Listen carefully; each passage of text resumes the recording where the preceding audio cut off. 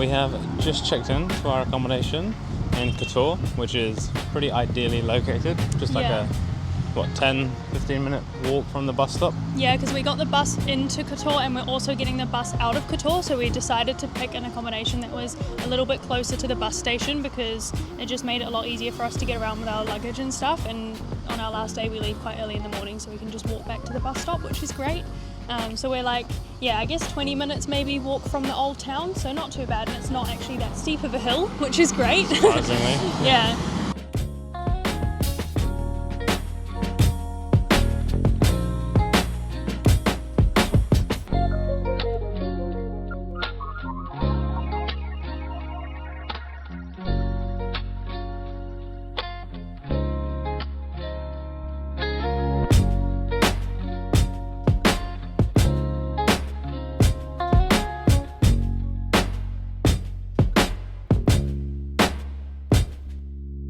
So, initial thoughts so far on Kotor?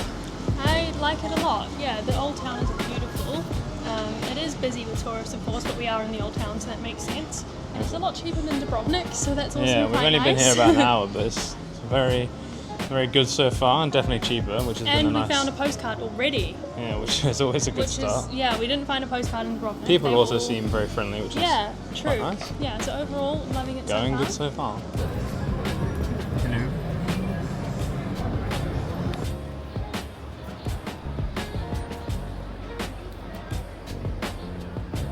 The landscape here is pretty unique though. It's like you got towns either side and what looks like a lake. It's the ocean, but what looks like a lake in the middle of it all. And it is very, very cool. All the hills up in the background. But look at that. How stunning is that landscape? We are now just walking along the waterfront, and there's a whole heap of boat tours going and stuff, but they do look very crammed in. There's a lot of people on these little boats. We just stopped off at the supermarket to grab some stuff for breakfast in the morning, and we bought tickets to go up the cable car, which takes you all the way to the top of the mountain with an insane view over all of Kotor and all the mountains. And then we also booked, there's like a little alpine coaster. It's not really anything special, but I've seen some cool videos of it and thought might as well, so we're going to do that as well. We just got off the Kotor cable car shuttle service to the cable car centre here, and it's actually huge. Like it's so such high. a long, high cable Like car. it's not even this part of the mountain, it's like the top part of the mountain. You can't even see where it actually stops up there. So that's kind of somewhere up nuts. there. And I think it's quite good because it means you kind of feel like you're getting value for your money. Like We are spending a lot it's of a decent time journey, yeah. So it's worth it, I'd say. We are just queuing up now to head into our gondola. There's not that many people ahead of us, to be fair, so we're shouldn't hoping take we long. can get our own one. But Highly unlikely, but yeah, we'll see. we'll see.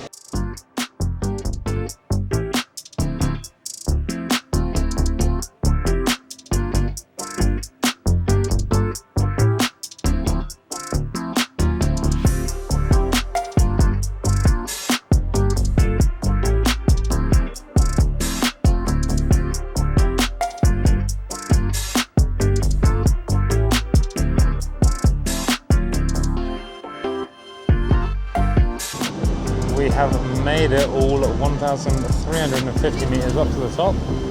The views from up here are actually nuts. From up here you really get to appreciate how insane the landscape of Kotor is.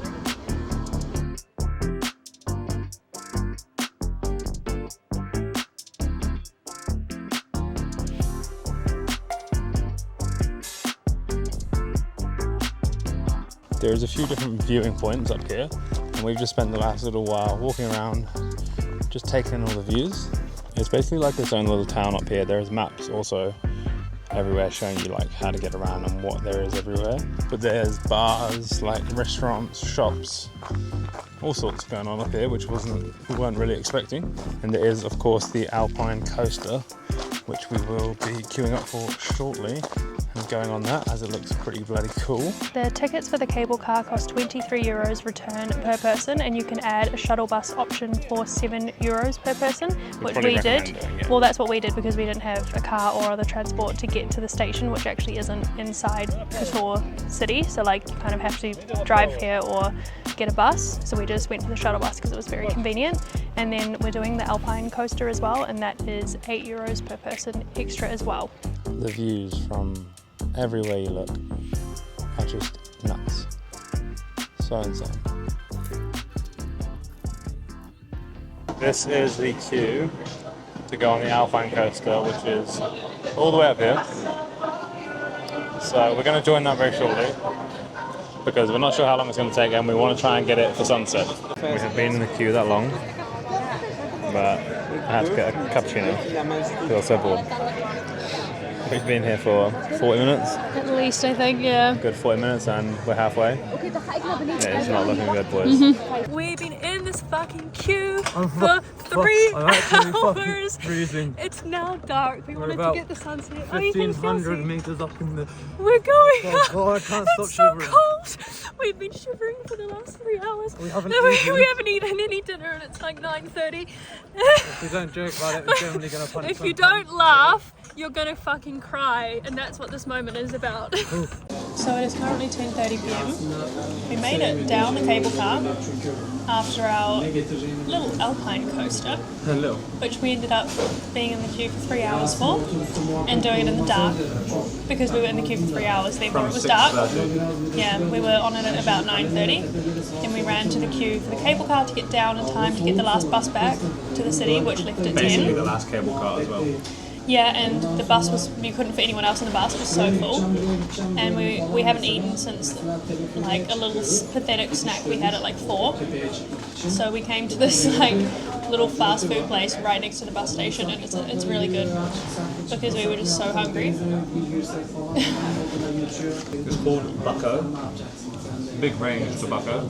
Just like cheap, convenient, fast, delicious food. And then we're going to go back to our ramen and just crash because die. Today has been mad. Good morning. We are on our way to do a hike up to the Kotor Fortress. There is 2 ways of hiking up there. You can either pay, I believe it's €15 per person to do a paid track, or there is also a free track to get up to there.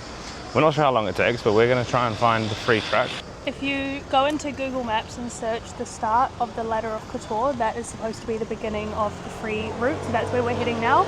There is a big old cruise ship in this morning, just outside the old town. We're at what we believe to be the start of the hike up to the fortress. Like I said, we ain't got a clue how long this is going to take or anything like that, so we've packed 3 litres of water, a couple of snacks, and hopefully it doesn't take 5 hours to get to the top.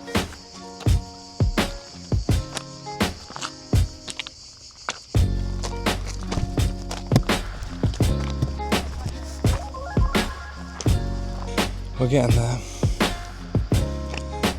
Not too far to go now, I don't think.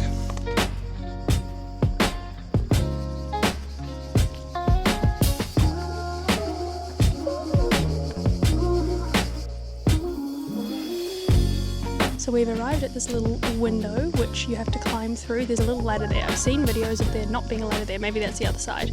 So we've got to climb up and through the window, which is part of the track. So we are going to give it a go. Jack's kind of shitting himself because he's a bit scared of heights. Everyone else can do it. You can do it. It's a bit sketchy.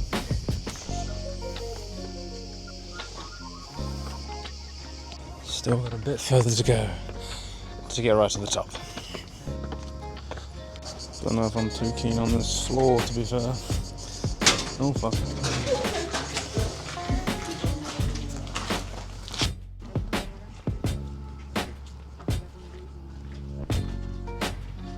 We are officially at the top of the fortress.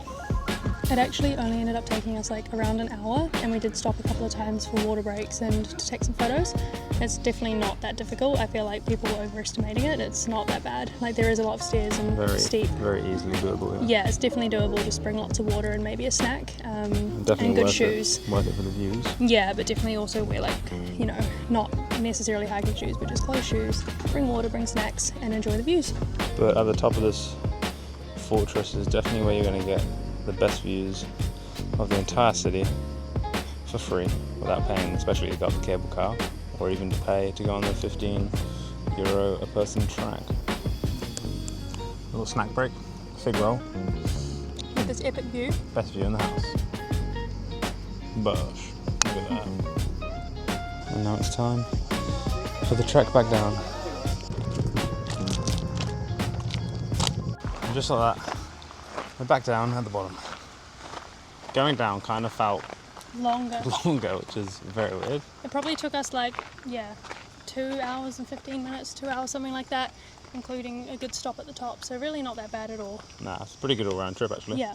Just remember, if you do take the free route, make sure you come back down the same way, not go down the actual official track, because apparently even if you go up the unofficial way and come down the official way, they'll charge you when you get to the bottom. So make sure you come back the same way that you went up.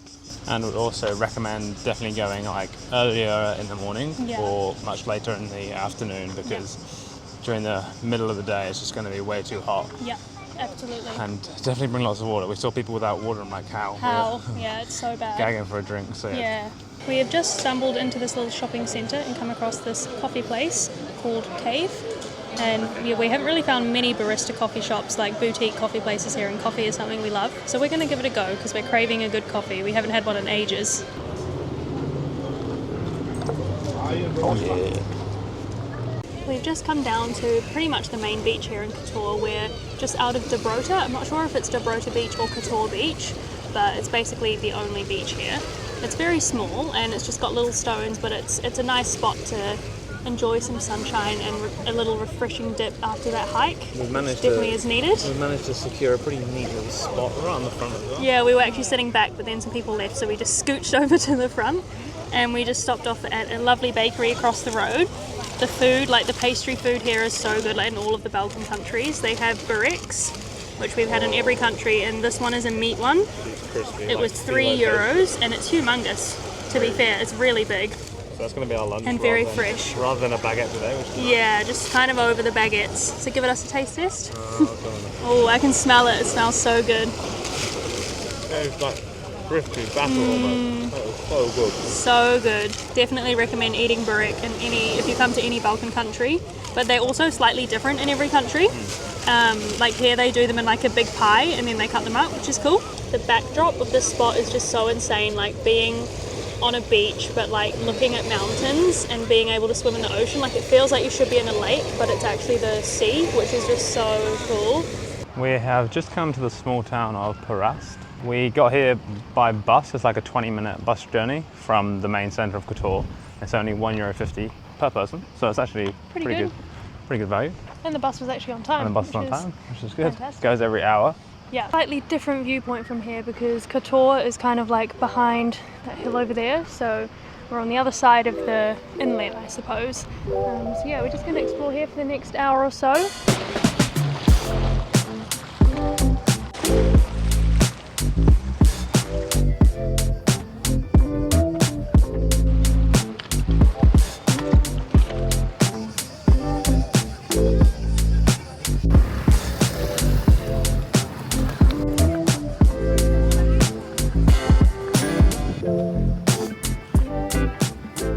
Kind of found it does give off almost what we'd expect to be like Lake Como kind of vibes. There seems to be lots of nice restaurants on the waterfront as well, so definitely worth the trip here, especially if you want to go grab a nice lunch or a nice dinner.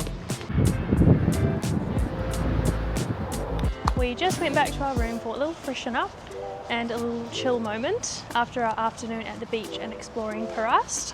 If you're wondering what happened to my face, I have gone to shave my beard and completely cocked it up.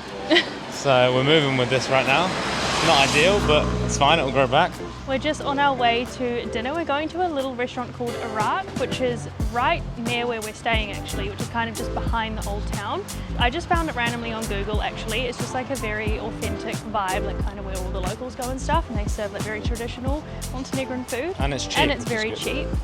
So we'll take you along for the experience. We're very hungry and very excited, and we do love the food in this part of Europe. It's just so hearty, like lots of meat, lots of just solid good food, and that's what we feel like right now, so we're going for it. We have got our food, so we went for a mixed meat plate, which we honestly don't really know what's on here. It looks like some chicken, pork, beef, a bit of everything. We got some fries and some bread. Huge amount of food. The meat platter was only 13 euros, the bread was 50 cents. Don't know how much the chips are, but it's very cheap. €3 for chips? Not sure. But it looks very good. We're going to dig in. Proper. Good. I rate the old girl that's cooking it in the background. So lovely. That meal was fantastic. Definitely recommend if you're in Kotor. It's just a super authentic vibe. Like, only locals are there. It was very affordable. It was $16.50 for all of our food, including the sides, and it was delicious and very, very... Such good value. Yeah, very satiating. And you feel satisfied, yeah. Yeah, it was really good, so definitely recommend. We are now though just making our way to the waterfront where we're gonna watch the sun go down for one last time here in Kotor.